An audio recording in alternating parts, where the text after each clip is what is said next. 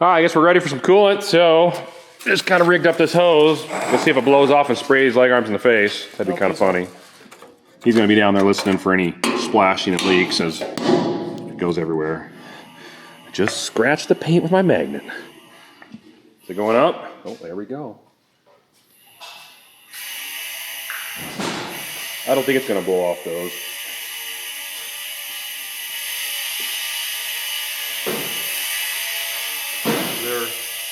Yeah, definitely good to have two people here. Okay, it's just now going in. There we go. Fluid's going in. Oh, actually, hang on 1 second. Stop real quick. It's actually at the top right here. It is. Oh, it's full. There's air in the system. Yeah. It's gonna be a while. All right, well, I guess we'll let it sit for a minute. Can't crank the engine over and let stuff flow It around. doesn't seem like a whole lot. No, I did put a lot in, so. There's a baffle inside there, Nick. Well, maybe that's what I'm seeing. Maybe you should let some more go in then. You ready? Yeah, go ahead. Oh.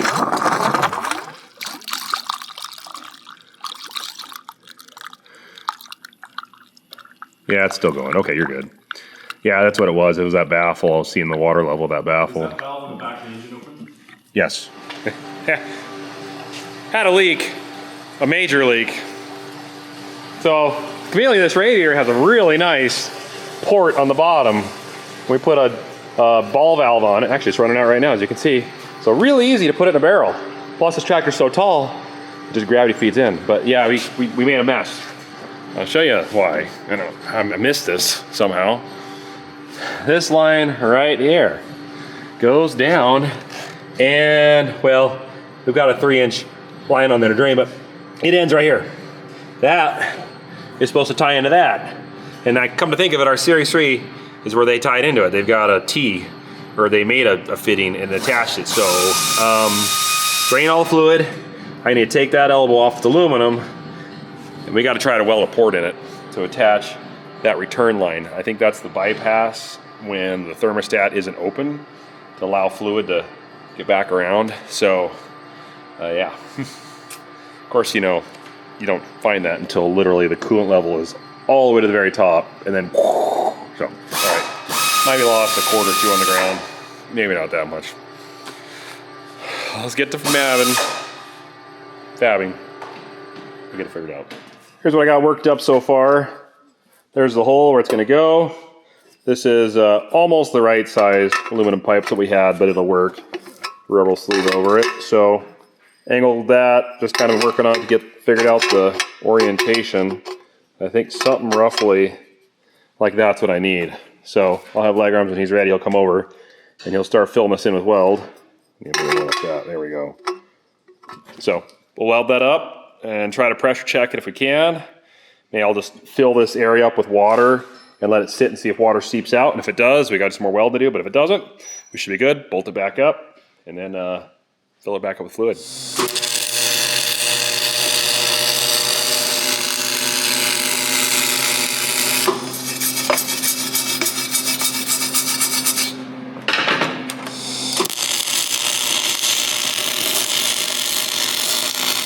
That's not bad. He did a good job. No, I didn't. Nope, it's bad. So we're gonna just let it cool. Then I'm gonna fill a water level across like right there. Tip it so it's curved like this, and then we'll just see if any water seeps out. And if I get really creative, I'll find a way to plug those ends and put some air pressure to it.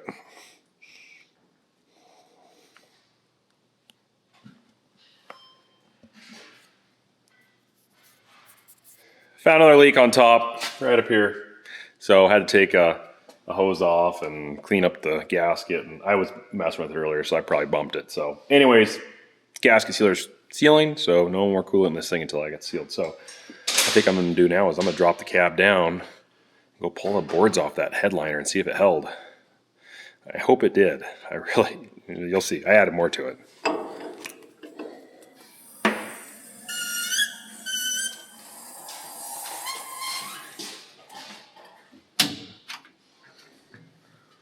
Well, it doesn't smell like nasty fumes in here anymore. Oh yeah. Let's just start disassembling this. Where's the loose piece? I'm playing Jenga here. That one's pretty loose. Tight, tight. Ooh, that one's loose. Let's take this one out. There we go. Got a piece of angle iron stuck right there. That can come out. Board up here. There we go. A little piece of flat iron, piece of cardboard and flat iron. Nice little block of pallet wood. Oh, that's a cute one right here. Paintbrush. What's this? Piece of metal. Oh, it's gonna fall. Piece of flat iron. A bunch of OSB. Another flat iron. Like some cardboard. Oh. Hey, a paint stirring stick. OSB. More cardboard. There we go. Oh, that one came down on its own. Okay, here we go. Looks like some lap siding. OSB. Pallet board again. There we go. There we go. Now. All right. Ooh, one more.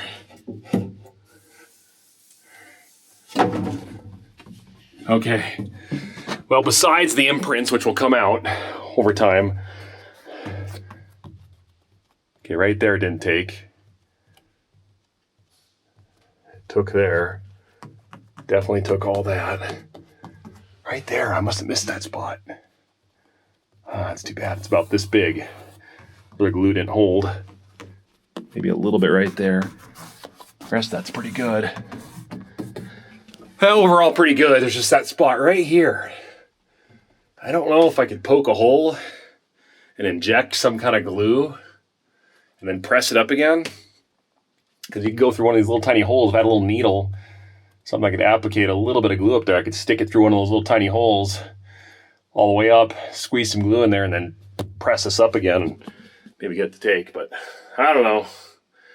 Did the best I could. So now I just gonna let these things get out of here. And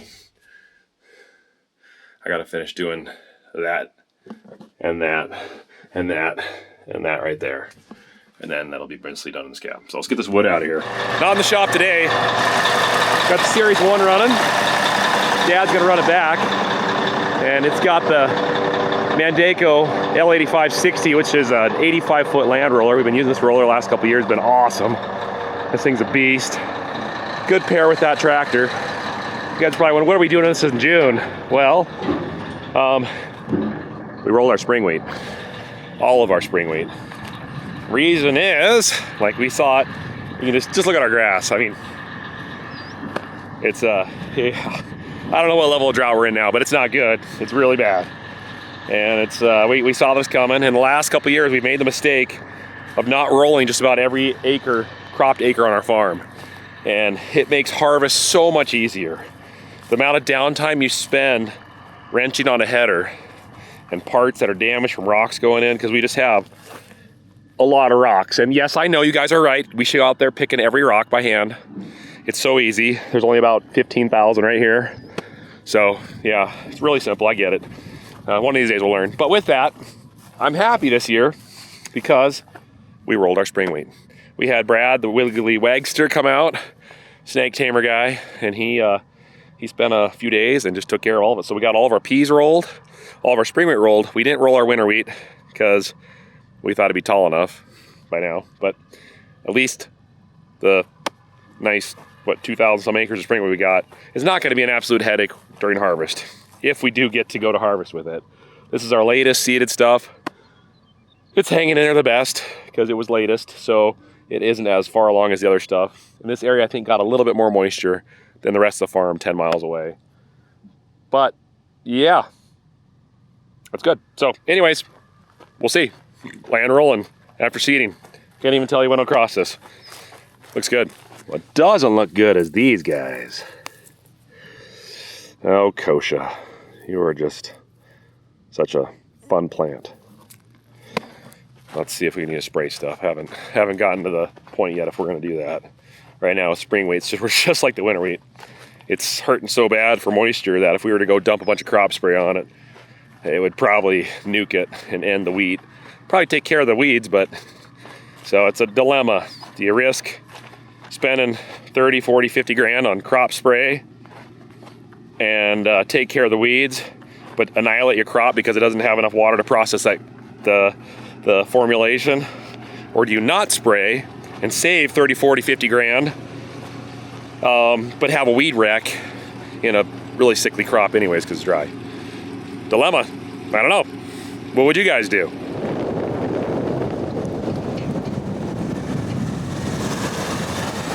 Right side, the fallow sure looks good. I sprayed this, I don't know, getting close to a month ago. There's hardly anything growing out there, so that's nice.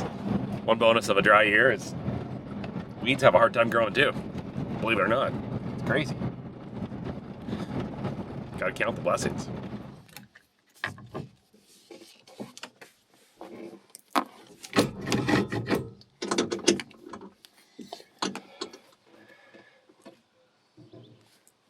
I'm so happy we're getting rid of this thing. Maybe in certain applications it works better, but in this bud, this has just been a nightmare. It overheats, and the overheating causes it to just drop its auto guidance, and so then you got a hand steer.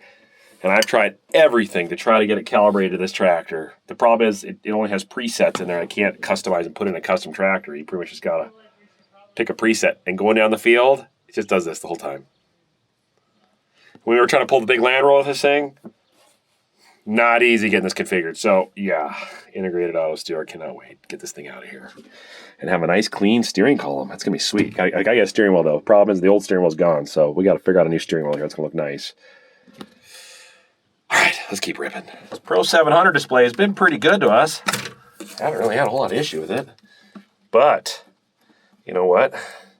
I am not gonna complain going to the 700 Plus.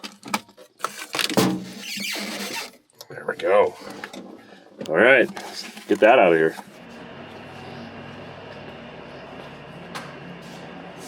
So what the guys are figuring out over here, and we figured out on this one, is how do you tell the guidance systems what angle your articulation is at, okay? That tractor was integrated auto steer, and they had a unit, I don't know the name of it, that bolted on the side of the center hinge, and it could actually sense the movement back and forth and give you the degrees of how far it's articulated. The most accurate and simplest way to do it is using, and I don't know what they're called, I should know, is this rod here. And you can see it's got a rod that slides inside, almost like a little cylinder, and it's a position sensor, and it gives you a really accurate reading. The problem we found out was, so we brought all these, but these cylinders have a longer stroke than that piece, and we measured that according to the bud we're doing in the shop, but as it turns out, these cylinders, these older cylinders, and the ones on that Series 3 have a longer stroke. That's like 19 3/4. These go up to like 20 to 21 inches on that, so you cannot deadhead it or rip it apart.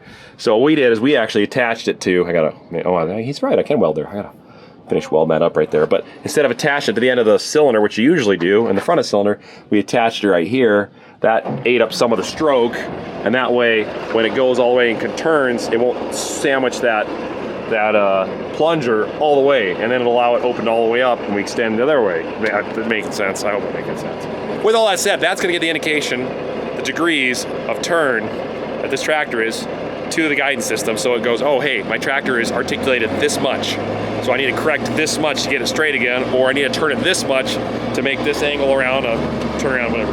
So, got what I'm saying? Tractor's running. Let's look at that for a bit. That's pretty cool, right? Oh, get it, Greg, get it, Greg, get it, Greg, get it, Greg. Oh, he's peeing himself. Come here, you little bugger.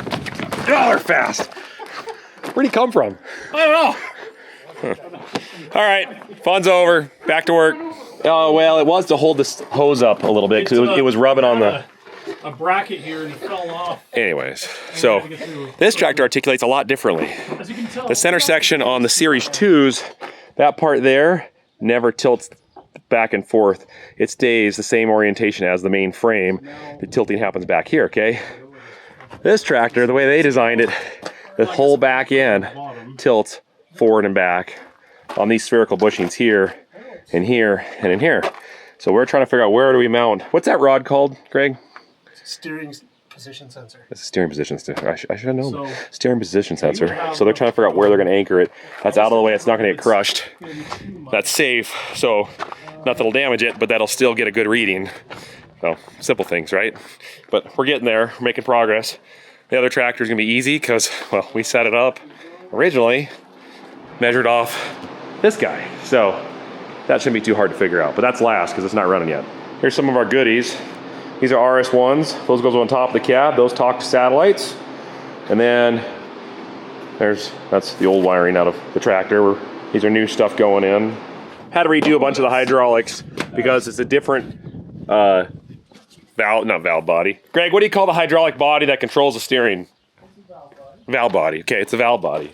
So we had to put a new one on there. So anyways, that's different hydraulics got to go on. This one's got single octane cylinders, and this has never had a valve body control cylinders. It's just been the regular steering sector, and then just of course the steering wheel is what was turned, whether by an Easy Pilot or one of those, steering. But now with integrated, got to put a valve body in this too. So we're putting the harnesses in. All the hydraulics are, I think, mostly done on that tractor. Leg arms is finishing up this one. The harness is on the chassis, and then it's just a matter of putting the cab back down and putting the cab together. So a lot of wiring going in, a lot of wiring going out. And Leg Arms loves hydraulics. I love it. He rubs it all over himself. I love it. So this, so far, is everything that was hiding under the Series 2. Isn't that amazing? It takes a lot of stuff to steer your tractor. And to talk to the implement. And mapping. And telematics. Telematics is having a modem to talk to either a cellular tower or Wi-Fi or, well, soon to be satellites like Starlink. To send data back and forth. So yeah, it's pretty cool stuff, but it takes a bunch of wires to make it work. Now, some of you probably are thinking, you got a mechanical engine, a pretty much mechanical transmission on an old tractor like that. Why are we putting all this tech on it? Sometimes you have to put tech on stuff. It's just the reality of it. Today's day and age, to do the implements will be your seeder, your planter, whatever you're pulling behind these. There's all sorts of ISO-bus, CAN bus systems that are talking, communicating to make the system work. And for it to work, it has to have that. So we have to have that in the tractor. Just like spraying, you have to have it. You can't spray without it. It's just almost impossible to be efficient and accurate. So an auto steer, one of the best inventions ever for farming. And you got to have those systems to run auto guidance. So that's why. We compromise. We have to have tech. There's certain tech that has to go into these, and that is these systems. So, but when it comes to your engine, transmission, and some of the other parts, yeah, they're pretty unintelligent, if that makes sense. And yes, I have a cold again. It's June. This is number 4. Makes you tougher. So this is the steering sector. That's what gets the rotational input from your steering wheel, which then directs fluid to your cylinders. That's the valve body that allows the auto steer to take over. So instead of flowing fluid through this unit, it goes entirely through that and uses electronics to send oil to your steer cylinders, which are way down there. So this is the old one. Not that old, but older. So we're going to put the new one on. That's what Leg Arms is working on right here. That's why he's got hoses and stuff all over. He's slowly taking this apart and putting new stuff on there because he's the master at that. And here is the steering position sensor. And you can see the cylinders were a little long for this length of this shaft. So to make that work, they figured if they put this closer to the center, the stroke is going to be less. And as it turned out, that worked out great. So we'll put paint on that, but that will be what will tell the tractor what position it's on the angle as far as the articulation. I think we're ready. So we've got the systems installed on both tractors. What he's going to do is he's going to test the new valve body. There's a screw on it, or a head. He's going to put his in wrench on, and technically, as he turns it, the tractor should turn. So we want to test this to make sure. Get it on there. All right, we'll have to look at that a little more. So you have the option to steer the tractor from that valve body. For some reason, you can't otherwise. This one, same thing. It's under there as well. What we've got going on in here, one, a brand new, authentic Big Bud steering column, thanks to a friend of ours, Dave. let me know, hey, I got one of these on hand. You need one? Well, we didn't until we took the autopilot off this, and we realized we had a whole bunch of parts missing inside the old steering column, and there was no way we were going to get back together again without getting a new one. So he had one of these, and he's like, hey, I'll sell it to you. So we did. We bought it. It's great. And we got a wiper wash and a turning signal lever that arm broke off. So still got to get a key ignition there, but looks nice. Up here is another thing that's beautiful. We'll talk about this more soon. This will be going in the 700 as well. It's a 700 Big Bud, that is. But this is a 700 Plus. So it is basically a 1200, Pro 1200 Case IH monitor with the 700 software. So it's really snappy and fast.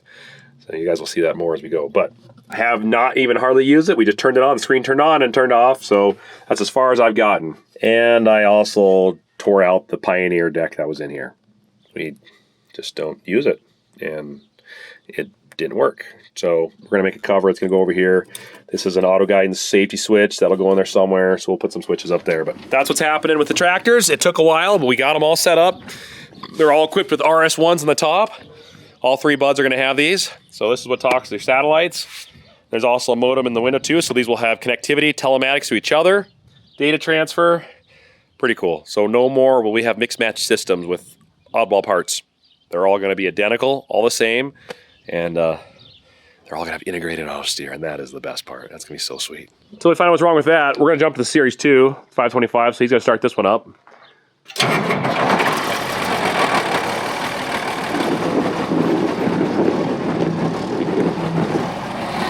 See, he's doing it.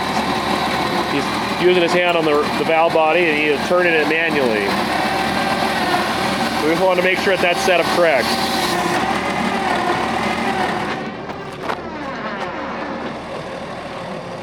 All right, we'll put this one away.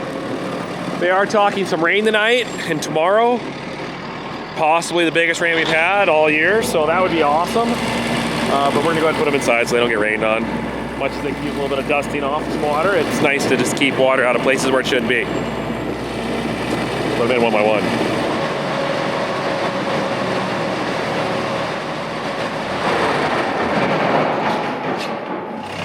All right, we'll try it.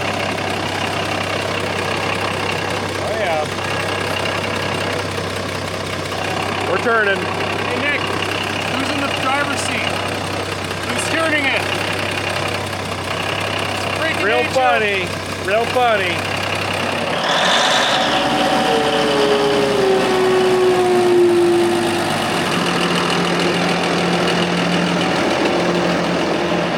Gotta get it tight so we can fit a truck right here. Always get as close to that wall as he can. Well, now that we got the old tech out of these tractors, install some new tech. Let's talk tech. So, that old system that was in this one, and that one over there, mixed matched, all kinds of problems on and off. We just replaced it all. And here's the thing, that old stuff is still worth money. Don't throw it away.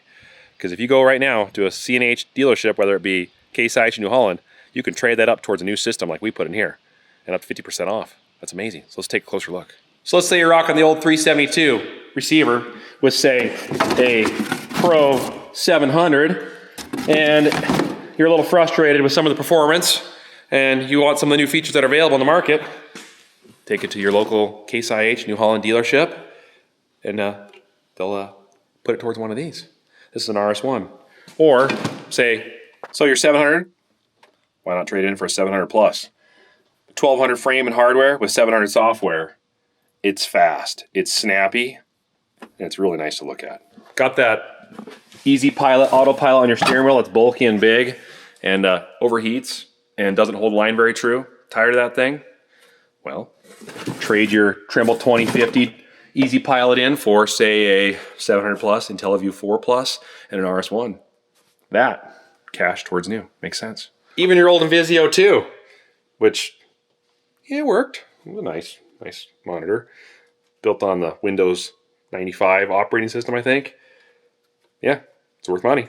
And if you're really daring, go up into your storage, bust out that dusty box, and pull out one of these relics with your Trimble 250 light bar. I think it's a 250. Is that even a 250? That's not a 250. The 250 has a screen on it. This is pre-250. Look at that light bar. I remember spraying with that thing. that's worth some money too. So don't miss out on this opportunity while it lasts. Grab your old hardware, head into that New Holland Case IH dealership. Any CNH dealership should work, and show them what you got, and they'll show you what they'll give you for the new stuff. Sound good? All right, let's get back to work. I got another friend with me. Hey, Patch. You want to say hi? Huh? You want to say hi? Boy, dogs love to ride, don't they? We got some contracted wheat to haul, and we're able to get some in today, but it's getting a little warm. But I think I can go ahead and clean out this one bin. We cleaned out one this morning. We got this one, and then one more full one to haul will be done. So anyway, I'm over here by myself. It takes usually 2 guys when we clean out the floor, but I'm going to just take it slow. The boys are really busy working on that big bud tractor, and it's a little hot. It's about 80 degrees right now, but I'm just going to take it slow. I'm going to get this all set up. I'm going to run, and then I'll get in here, put the right extensions on, the floor sweep, Airvac floor sweep in it, and then I'll just start cleaning out. But I got to make sure that the surge truck doesn't overfill, and I got to also watch the trailer to make sure it doesn't overfill. So I have to probably keep my mind not just on that process, but divided. I don't know. I'll take bets. You guys want to bet to see if at my age my mind can function with 3 different things going on. Okay, I was oh, there you guys are. Hi, you guys had turned around on me. Okay. No, I was vacuuming here, and I thought I'd just check, make sure everything is not overfilling and, comfortable. And I got out and I decided to walk around this side of the tractor. Of course, that's almost a fence for me. And then all of a sudden I looked, and diesel fuel was pouring out of this side of the engine, and I knew right away what it was. From old school, it's the return line from the injectors, the excess diesel fuel that they don't need. They return it back to the tank. And so each one of these, this is the main pressure line. Then this is the bleed off for the injector. And then it follows this line. So each one of these is teed into it. It has a T like this. Well, they finally get old. And they break, and there it is right there. See if I can get it to break. Okay, see, it cracked open. It's that deteriorated where you can just rip it apart. And I knew we had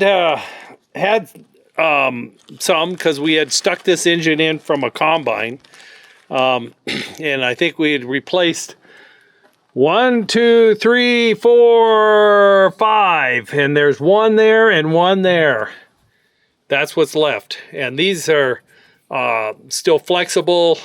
So that's all I got to do is stick this back on to that T, and we're going to be good to go. All right, there's clip ring, squeeze. I don't have to lubricate it because there's diesel fuel all over. So first of all, I want to stick it. I'm going to push that one off. The engine's still fairly warm.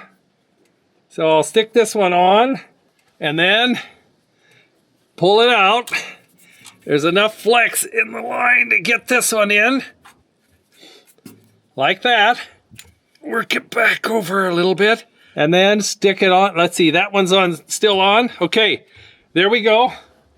And hands are well lubricated. All right, now we'll put these snap like that. Squeeze it. Yep, that's one down. Let's do this one. Let's see, right there. The engine's warm. Okay, now let me put that back in there's a little right there. Okay, one more. Get this one. Okay. I think that's got it. All right, that's that's fixed. And I've got 2 more in this package. So we have an extra one when that back one goes. And a lot of you, I know what you're saying. You're there. Why don't you just go ahead and replace that one? Why? No, because then I can have another adventure sometime. All right, I'm going to get this started and go ahead and... whoa! I'm glad he came back with this. Thank you. What do you think, Patch? Yeah. You know why we call him Patch? Right there. It's like he's got a patch on that eye, right? Is he a good boy? Are you a good boy? You a good boy? He's a fetcher. He loves to fetch when you throw stuff. And he loves popcorn. Those are 2 big loves. Okay, let's get this started and see if it leaks.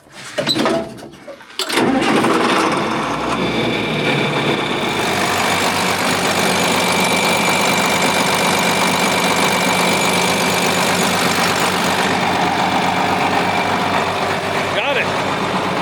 Okay, well, let's fire it up and get her going again. I'm gonna take these off. I don't need those. Okay, you make sure you come back with this, all right?